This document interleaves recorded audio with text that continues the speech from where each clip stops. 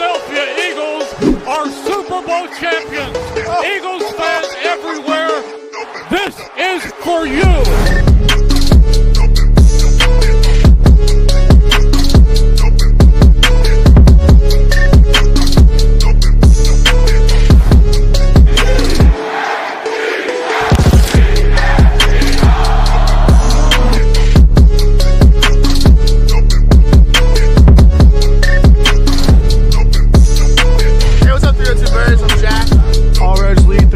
And Phil.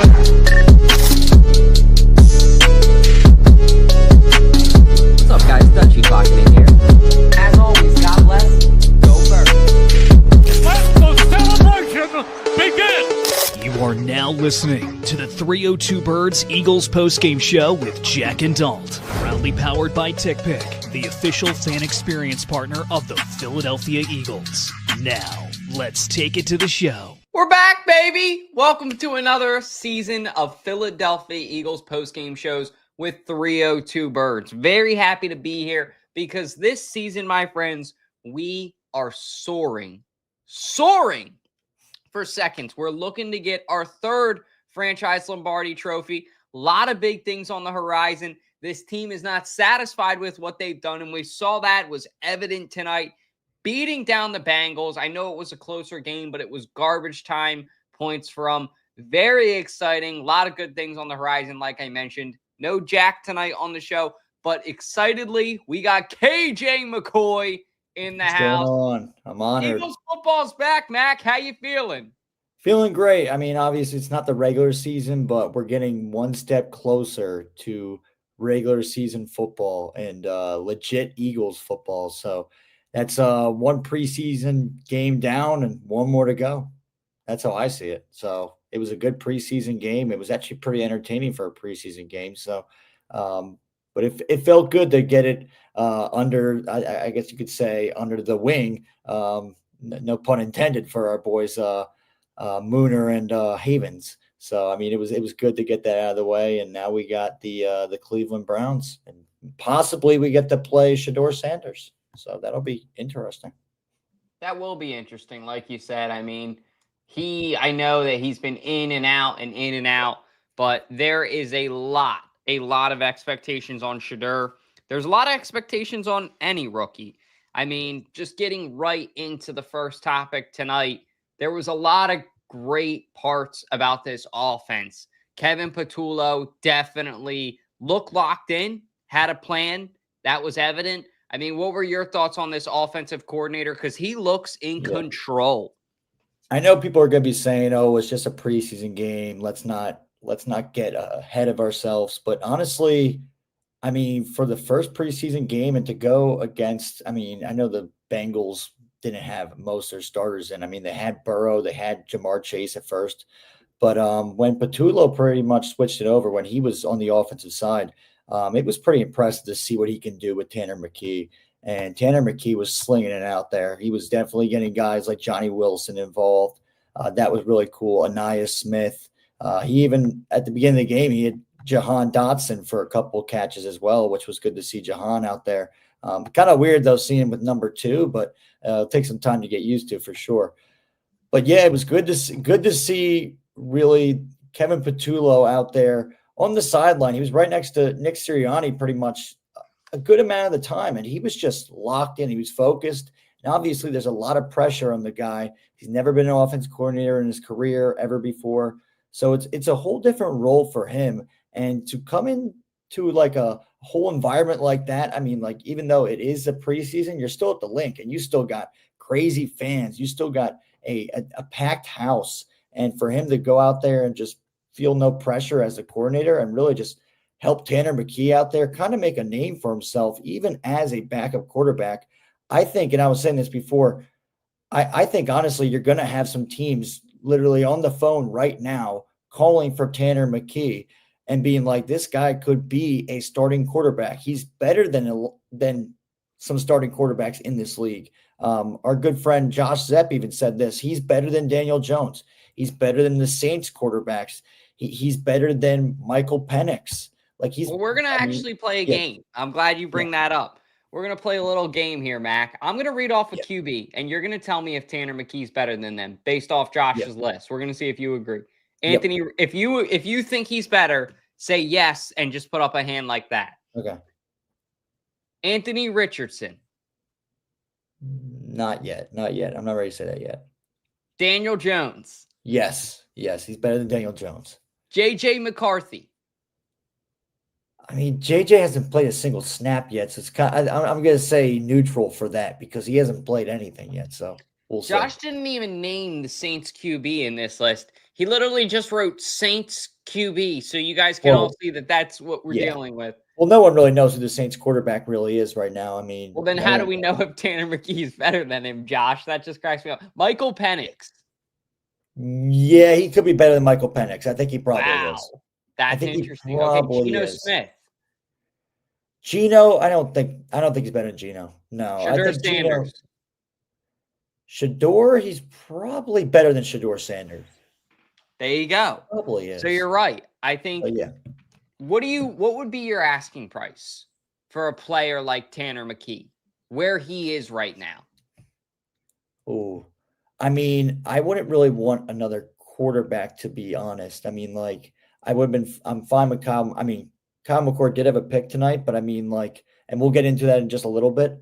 But I mean, for the most part, though, I mean, with Tanner McKee, though, it would be good though to have him as a quarterback too, though, because if Jalen, God forbid, goes down, and I mean, like, I'm just saying that because other people were saying that and whatever. Like, I do feel comfortable with a guy like Tanner McKee, especially with the offense we saw tonight, how Patullo was able to really kind of put in like Tanner McKee's arsenal, like to really spread the ball around. And that was really impressive to see him really like spread the ball around. But yeah, trade package, that'd be a tough question. I think it's tough to answer right now because we don't exactly know if they really are trying to call, some teams are really trying to call, but definitely Tanner McKee has proven that he can be a QB1 on a I wouldn't say mediocre, but like a team that needs a quarterback. He could be their starting quarterback. He definitely could be. Like, I can see him on a team like the Colts. I can definitely see that. And I know who was very excited to see McKee tonight was, as you mentioned earlier, shout out to the guys from Under the Wing podcast. What's up, guys? Joey. Let's see what they had to Under say. the Wing. We're here at the Eagles' first preseason game. 34-27 over the Bengals. What did you like from the game? I liked a lot of garbage from the Bengals. They played their starters, and it did not look like it. That defense was just as bad as last year. Yeah, it was. Tanner McKee, absolute number 2 quarterback. He is a dog. He should be a starter on like half the teams in the NFL. He could carry the Giants a little further. I was really, really impressed with the rookie, Ty Robinson. He did great. Did a great job tonight. His future is really, really bright. But overall, great win. Good way to kick off the preseason. Go Birds. Go Birds. Well, there you go. You hear it there first from Joey and Michael Mooney from the Under the Wing podcast, now on 302 Birds. Love those guys and what they're building. Pretty exciting night, though, for a preseason game. A lot of offensive action, and that's thanks to Kevin Patullo. I think that he's comfortable. This offense is comfortable, and that's a very good thing. And as we mentioned, Tanner McKee looked absolutely efficient as hell out there. It's funny, KJ, because last night on the pod, shout out to Balboa Steaks. If you guys haven't, check them out. Amazing. My favorite cheesesteak right now. They are actually right behind Santa Fe on Main Street, and they are the king of Delaware steaks. So go check them out. The adult order is just a regular cheesesteak, Cooper Sharp, put on a little bit of ketchup, mayo, and mushrooms if they have them. I don't think that, no, they don't have mushrooms. But you'll be happy with those other 2 things. Point being, we're adding a segment on the podcast called Knockout Punch, powered by Balboa Steaks. And my hot take that I had last night was that Tanner McKee will throw for over 200 yards, I said, and 2 touchdowns in this preseason game. I did not expect 250 yards. And okay, once the first half was ended, I was like, wow, what a showing. What an outing. I didn't think that he was going to come back in. and the Eagles had him come back in and play another series. I think that probably what happened was Nick Sirianni probably looked at him and said, do you want to play another series? And he probably said, yep, I want the reps. I want the experience, which at the end of the day, you got to respect that. I really like Tanner McKee. Like you said, KJ, I have a lot of faith that if Jalen Hurts goes down, not only is Tanner McKee going to be able to play well, but Tanner McKee is going to be able to lead this team, I think, in a way that they will back him. He's got a good aura to him, and that showed. So, great game tonight. Yeah, Very efficient. Definitely was a great game by McKee. I mean, it was insane, the throws that I was seeing him deliver. It was insane. I mean, just like the way that like the zip he had on the ball was just insane. Like I was watching the second half. I was doing a live the first half, so I did that, and I was tracking the game, and I was also like kind of giving my analysis and whatever. But then the second half, I kind of watched a little bit with my dad, and we were both looking at McKee, and my dad's like, that throw is just insanely perfect. And he's like, just the way he gets the zip on the ball, he's like, that's just insane. Like this guy's a backup quarterback. Like it's hard to believe the confidence that he has. I mean, a late round pick as well from Stanford. Stanford hasn't had a stellar quarterback come out of there since probably since Andrew Luck. So, Yeah. I mean, that's honestly the last Stanford quarterback I can actually name. I can't name any other ones. So, I mean, Tanner McKee's been the latest guy to come out of there. And definitely he's making them proud for sure. I mean, I know it's preseason, but he's putting on a show, and definitely like look out for him next game. It's going to be really interesting to see if they really do want to give him more reps next game, or if they really want to just be like, all right, you know what? We need more reps from Kyle McCord. We need more reps from Dorian Thompson. Is it Thompson? I'm trying to think the rest of his name. Robinson. Yeah, Thompson Robinson. So they might try and go with those guys for next game because obviously it's going to be more laid back. But I do feel like it was definitely a great showcase from Tanner McKee. I mean, he was getting some guys involved that were guys I never even heard of. And it was really great to see because he probably helped a bunch of guys keep their spot on this team, which was really great to see. So it just showed that he wasn't just going to one receiver. He was really trying to get everyone involved and really give everyone a shot at a roster spot, which was really cool to see. Yeah, I was impressed the most by his decision making, right? We always talk about with a QB how vital that is. And that goes with the zip, like you and your dad were saying. Like when he threw the ball somewhere, you knew he was throwing the ball somewhere. He was sure of himself, sure of where he wanted to put that ball, and it definitely translated well for the Eagles tonight. You know who it also translated well for, Mac? My guy, my new guy. I didn't even know he's my guy, but get this guy a contract in Darius Cooper. He's listed as a wide receiver, but I feel like I saw him lined up at running back a couple of formations tonight. Maybe I'm wrong on that. But he reminds me sort of a Corey Clement, a Cordero Patterson is probably a better analogy, sort of like a jackknife player, right? Like somebody that's just a really shifty wide receiver, can get in a tight space, can get in between coverage, and can just find the right place to be at the right time and be a QB's best friend. And I thought Darius Cooper did a great job of that, man. I mean, he looks locked in, and you remember the touchdown that Corey Clement had in the Super Bowl. Freaking beautiful, right? We all remember how perfectly placed that ball was by Nick Foles, but how complex of a catch that was by Clement in that tight space to be in the right place at the right time and have that situational awareness of where does the QB need me? Where can I be that everyone else isn't? I think that this guy has that. I think it's a really good signing. Howie, get the freaking checkbook out, man, because you're going to have to pay this guy. I think he's going to be, I mean, you saw Shipley, though. They're going to have a lot of receiving backs this year, in my opinion. Yeah, it was definitely really cool to see the carousel of running backs, or I don't know what Darius Cooper really is as well. He kind of is a jackknife, as you were saying before. You could kind of put him at the running back. You could put him at the wide receiver position as well.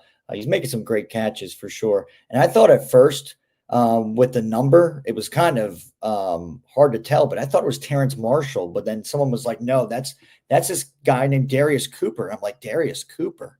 I'm like, what are you switching names with like Cooper DeJean and Darius Slay? Like, what were you just doing like a big Scrabble or something like that with names?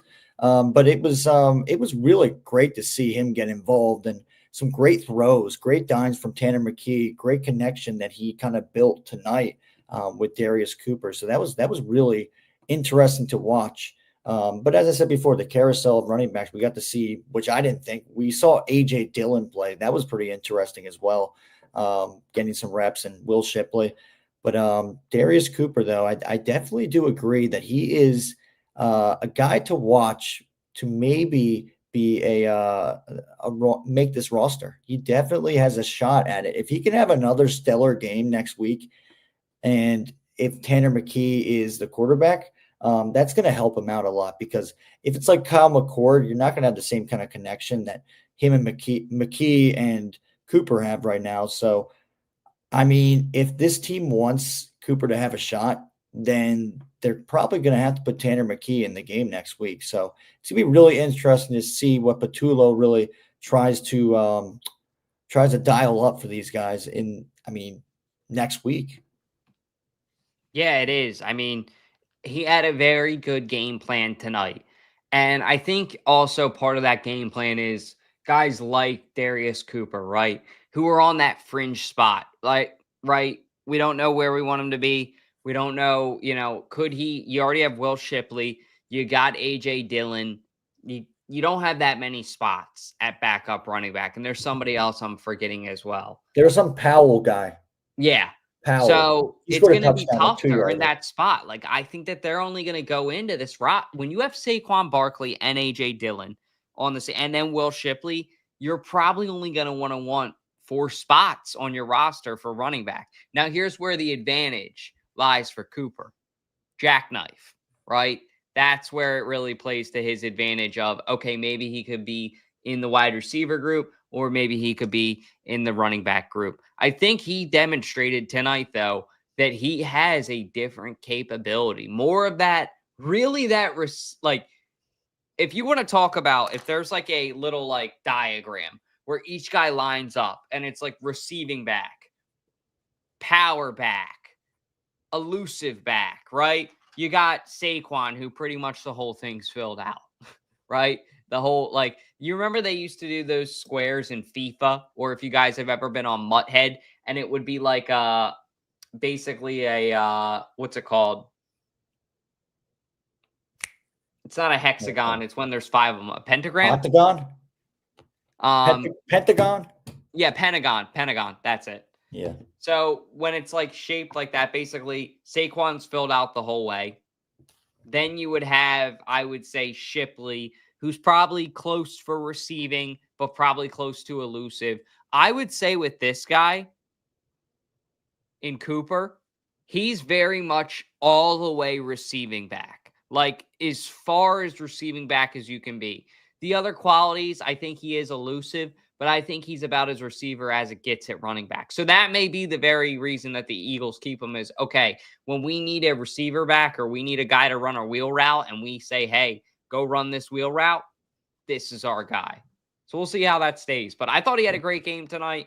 I thought he looked impressive and is looking to earn his roster spot. So stay tuned. Let us know if you're with us in the comments. Knock on wood if you're with me, as Gruden would say. What's up, Mac? I was about to say that. Here, could you believe this? I mean, I've never heard of this college, but this is where he went to. He went to Tarleton State. Apparently, that's where he went. And he was the number 1 wide receiver there. So I've never even heard of that school, but apparently, yeah, he played wide receiver there. But yeah, they're saying, I mean, pretty much he's they're saying that he definitely has a shot to make this roster. I guess he's 5'11" too, so he's on the shorter side, but so maybe they do try and do some kind of hybrid thing. It's gonna be really interesting to see how they use this guy, but I definitely think he could be a dark horse on this team to get a spot. I think that's exactly why you're right. Why we Yeah. saw him line up at the running back position is because he's such a jackknife, but you're not going to line up a 5'11" guy in the Yeah, NFL I on don't the think they're going to outside. use him like that too much, but I think they were kind of testing it out, kind of testing the waters a little bit. So trying to see where they can really kind of use him in certain ways. So, but it was interesting. So Patulo's, he definitely has something up his sleeve. Yeah. So moving on now, Tyler Steen, man. It sounded like from camp, Jalen Carter was giving this guy some insane praise, basically saying that he thought Tyler Steen is a very good competitor, tough to battle against, and just an all-around great competitor. Jalen Carter saying that about you, that's got to mean a good thing. How you feeling about Tyler Steen? Do you think the job is won because he had a huge block tonight to open up Shipley's run?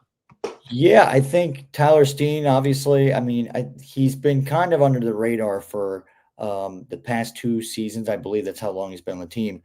Came from Alabama, so definitely a great program down there. It played for Saban when Saban was around. But, I mean, I think for Tyler Steen, a lot of pressure, but I think also, like, he's learning from – I mean, he's in a great position right now with, obviously, Jeff Stoutland being his offensive line coach, and not a better teacher than him in this league. And you can ask Jason Kelsey, you can ask Lane Johnson, you can ask Jordan Mailata. This guy's a great teacher, and Stoutland's perfect for offensive linemen. I mean, you've just seen over the years just the studs that we've been able to produce from this Eagles team that's been under Jeff Stoutland, been coached by him. So I think Tyler Steen could definitely be one of those guys. And that was really great to see that block. And I do remember that block in the game. Will Shipley had a burst. And honestly, that would have never happened if that block wasn't executed the way that Tyler Steen executed it. So honestly, people don't really realize too, like how important offensive linemen are. They definitely are. And running backs give them a lot of praise, and they deserve everything. But Tyler Steen, though, I think he definitely made a name for himself, and he's definitely going to get some more reps. I feel like he definitely will. I don't know if he's going to be starting, but I think he'll definitely be rotating around, and they'll definitely try and get him more in the mix with the offensive line that we have. Yeah, I think you hit the nail on the head with everything. Like, he really proved himself tonight in a good way. Like, he needed to, I feel like, last year, and then big ticket, Mekhi Becton got the best of him. We know how that went. I think he looked in the mirror and he's like, you know what? And I'm going to curse here. Fuck it. Like, I'm not going to let anyone take this job from me. And you got to respect that. Like, he is getting admiration from Jalen Carter, one of the best defensive tackles in the NFL. So if he's saying, hey, you're really tough to go up against in practice, you have my respect, you have my backing. Now, I think that's partly because he's on his team. But I do think also, if Jalen's giving you his backing, there's something to that. And on top of all that, you're not going to sit here and tell me, not you, but anyone, in that going against Jalen Carter every day in practice is not going to make you better, right? Like, that's the beautiful part about the Eagles lines, defensive and offensive, year in and year out. It is iron sharpening iron. And I think that that's part of the Eagles' secret to their success that I never really thought about until now on this show when I'm bringing it up right this second, is having year in and year out that competition all the time between the offensive line and the defensive line is what really brings out the best in this team. Because by the time they get out there and play other teams, they beat the shit out of them. It's not even a competition because they are so well trained. They are so well taught. And Stoutland U is locked in. The defensive line coach, Clint Hurt, is doing a great job. Like, everybody on this team knows their role, and I think that's such a big part of the Philadelphia Eagles culture in modern years, is having healthy competition on the line. So, Tyler Steen, you get a golf clap now because you got it. You got the position. I think you got the job locked up pretty much. Now, here's the next thing I will say. Don't F it up. right? Like Yeah. that's the tough part playing in Philadelphia. You got a really tough role now, week by week. Take your time. And if you make a mistake, don't let it get the best of you. Somebody who I think bounced back phenomenally. I was talking about it on the show as well. I'll talk about it on here. So Ty Robinson, or AKA the Vanilla Gorilla, as people like to call him, he got humbled in practice by Mulata. Basically, he went for Mulata, and Mulata just held him up for 5 seconds, like held him there in front of everybody in practice, like effortlessly. So that's got to be a little bit embarrassing when you're one of, the Eagles' top picks on defensive line, and you're expected to be in the rotation, and it's not even a competition. Mulata just, little boys you per se. But at the end of the day, he also got yelled at by Coach Clint Hurt, who I just brought up, for not having enough hustle. So I thought he was having a tough week. Then he has the game tonight, comes out and has a great sack. Tell me about this guy, Vanilla Gorilla, KJ. How excited are you to see this guy bounce back? I'm excited. I'm very excited. Ty Robinson's got a great ceiling, I feel like. And yeah, I mean, he's getting humbled by Jordan Mulata, who picked up the game of football like 8 years ago, 7 years ago at least, or 7. You're right, 7. 7 years ago. So, but I mean, he's just so, as I said before, like Jordan Mulata has been so greatly trained by Jeff Stoutland just to really just be just like a really good soldier of a offensive lineman that I mean, like a guy like Ty Robinson, who is definitely like a guy who, I mean, he wasn't a really highly anticipated draftee. He wasn't at all, but he was definitely a steal for the Eagles. And a lot of people loved his ceiling. A lot of people were like, okay, this guy's like another TJ Watt. He's another, he's another kind of defensive lineman that could really be like a Max Crosby kind of guy as well. People compared him to him, but obviously, I mean, like, yes, he had a tough week, but I think it's definitely going to kind of bring out the best in him. And it did tonight a little bit. It definitely did for sure. And I think he probably was like, oh my God, this is fun. When I got that sack, he's probably like, this is fun. Like, you know what? I know how to really get through these offensive linemen. I mean, I know it's just one game, but that kind of does help with your confidence though. And I mean, they gave him the shot. Just like they did with Jahad Campbell. They gave Jahad Campbell the shot too tonight, which was cool to see. It was pretty crazy too, because literally 2 plays in a row, we nearly had, I mean, we did have a Ty Robinson sack, and then we nearly had a Jahad Campbell interception, which should have been a catch, but it was a lot of concentration. There was a tip drill, and it looked like Jahad Campbell nearly had the ball, but he just dropped it. But it was really cool to see Ty Robinson really cause some disruption to that really mediocre Bengals offensive line. If it was the backups or it was the starters, I mean, they still are very mediocre. They don't have a Stoutland kind of coach over there. So kind of a different kind of offensive line story for them over there. So, but a guy like Ty Robinson, it definitely helps his confidence with playing a team like this. It helps his confidence and definitely kind of keeps his spirits alive, I feel like, especially after getting humbled by Jordan Mulata. Yeah, that's going to wake you up, getting humbled by Jordan Mulata in front of everybody. And like you also mentioned, too, there were a couple crucial mistakes. I wish I made a lower third for this. Yeah. I would call them silly mistakes. That's what I would have made it say. Yeah. I know Jahad Campbell, like you just mentioned, Mac, is kicking himself tonight. Nobody more than Jahad is kicking himself about that missed pick. I know Eli Ricks, same boat. He had one that hit him literally right here, I think, in the chest. Yeah. So he's kicking himself as well. So was good. And shout out to our guy, Ross Tucker. If you guys were listening to Ross tonight, he actually brought this up, and this is a great point. This was a very good win for the Eagles because they got the win. They got great QB play.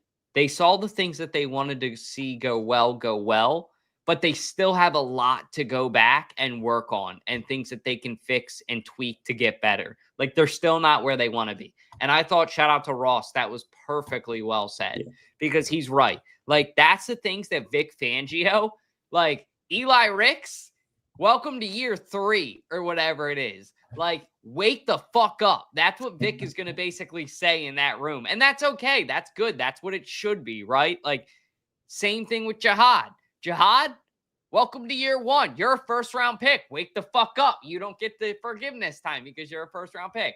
And I think that those guys come week 2, come week 3, come week 4, are going to make that play then because they've made the mistake now. You know what I mean? Like, nobody just goes into anything perfect, and that's understandable. You got to make Tanner mistakes. McKee. Maybe Tanner McKee. Yeah, that's Yeah. actually very true. Yeah. Good point.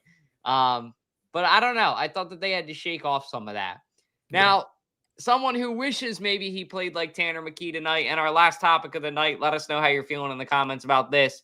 You share a name with him. You don't share the athletic success with him tonight. I mean, overall, you do, I guess I should say. I don't want to knock him. But tough night for Kyle McCord. Growing up an Eagles fan, throwing a pick in front of his friends and his family. What can this kid do to bounce back? Learn. He's got to learn, and that's what I think he will do. I think he will put his head. He'll hold his head up high, and I think he honestly will let that brush off. I know a lot of his friends and family were there at the game. He's playing at his home field, but here's the thing, though. That's preseason, and I mean, think about it. The end zones aren't painted. There's no logo. There's no big eagle in the middle. So the pressure of that is not there at all. I mean, it is, but then also, like, that's the thing too. It's preseason. It doesn't really count.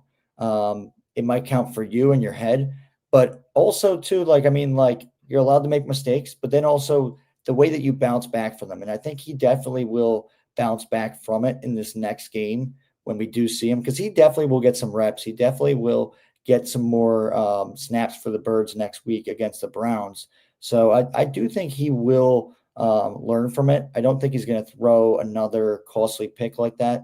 And if he does, I mean, then they will definitely look at this and they will really try and fix it because Kyle McCord does have a lot to offer. He does have a lot of skills. And I do feel like he's got a lot of confidence, but he's got a lot of pressure on his hands. I mean, playing for his hometown team, there's been we've talked about it too. There's been some people who have played here that grew up rooting for the Eagles and it didn't work out. Guys like Will Parks. There's also been, I'm trying to think who else. But Can you small hands pick it, as Dennis would say? Yes and no. I mean, like, he did help us. He came in, I guess, for the Dallas game. He played a good game there. He did okay.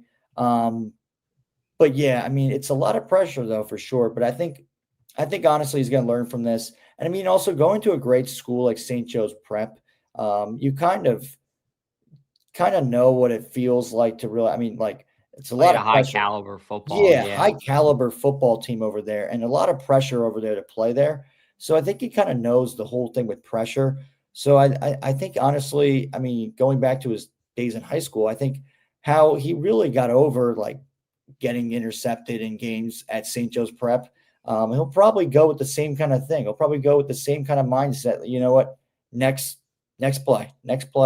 And that's what I think he'll do. I think he'll definitely try and look back at that play and be like, all right, you know what? I saw this defense. I saw this coverage. I can't be throwing that kind of coverage right there because someone's going to read that. Someone's going to pick that off.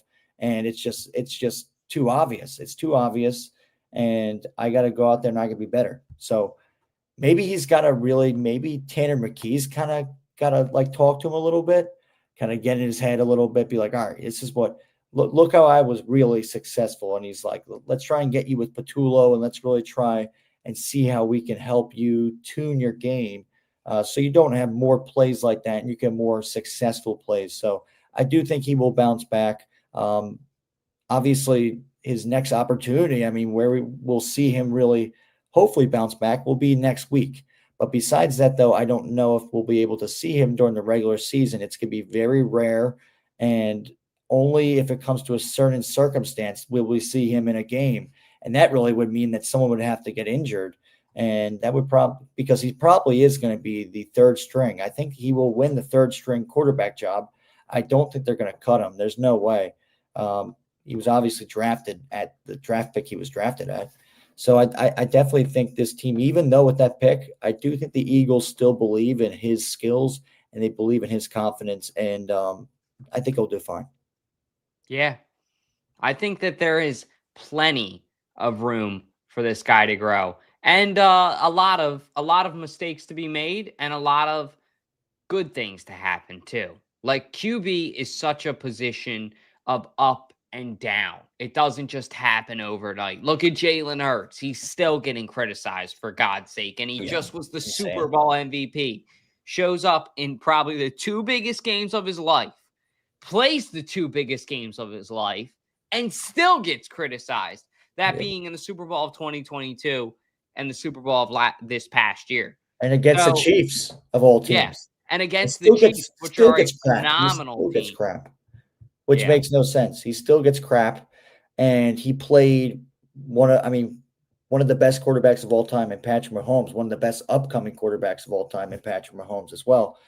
So, I mean, like, to just like prove him wrong the second time, it was awesome. So, I mean, but yeah, there's a lot of pressure, as we said before, being a quarterback and trying to go through your reads and going through trying to pick through different defenses and trying to really just like analyze it. So I think for him, he's definitely got some big shoes to fill, but I think he'll be ready to really be the number 3 quarterback.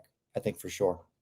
Yeah, I think he's gonna have to be, at least, because if not, they're gonna bring somebody in. But he will. He'll make a couple mistakes. Yeah. He'll be okay. It'll be interesting to see. I think he's going to get – I don't think we're going to see much Tanner McKee now in this next game. I think it makes sense after what he just showed you tonight, I would not play much Tanner McKee the rest of the preseason, because it's almost like look at it from a business perspective, right? Leaving him out now, you could get calls from so many teams around the NFL. And you almost want to protect him and keep him healthy. Because if he goes out there and gets injured, number 1, you don't have a backup QB, which is a big problem. And number 2, you don't have that asset anymore in him. Like, at least when he's not playing, you can definitely just field offers. You know what I mean? You can say, okay, is it worth it for me to get rid of him for X price or not? Probably not, because I think he's proving you need him. You need a vital backup QB, and he's that guy. But Kyle McCord also needs to step up. But like you said, dude, he's used to pressure. He's used to that with St. Joe's prep. So I think he will be okay. But other than that, guys, that's all we got. I want to thank 2 of our presenting sponsors really quick for sponsoring tonight's show. That being Nick's Pizza. If you guys want to try the best pizza in Delaware, go out to Nick's Pizza in Wilmington. Get yourself a Detroit-style pizza. Put some Mike's Hot Honey on there. Call it a day. Thank me later. Then, if you want to go get the best cheesesteak in Delaware, go check out Balboa Steaks. Love their steaks, what they're building over there. The king of Delaware steaks. Like I said, get the Cooper, get some mayo on it, some ketchup, call it a day, get some fries. And if you really want to be crazy, go check out Bab's Hot Chicken as well. They have the best fries, I think. Crinkle cut, nice cheese on them. And then they do these really good Southern-type chicken sandwiches. So I want to thank all 3 of those brands for sponsoring tonight's show, along with Klondike Kate's and TickPick. If you guys need the best place to buy your tickets with no fees, check out TickPick. Other than that, that's all we got. Thank you to KJ McCoy for stepping in for the sick Jack Dorton tonight. We appreciate you as always, man. Looking sharp. And let's go Birds! This is for you!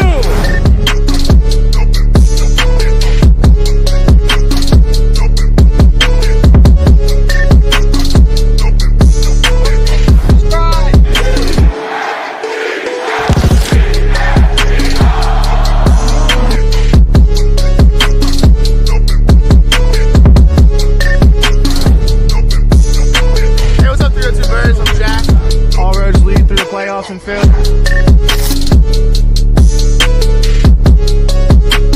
What's up, guys? Dutchy clocking in here. As always, God bless. Go Birds. Let the celebration begin! Good show. That was fun.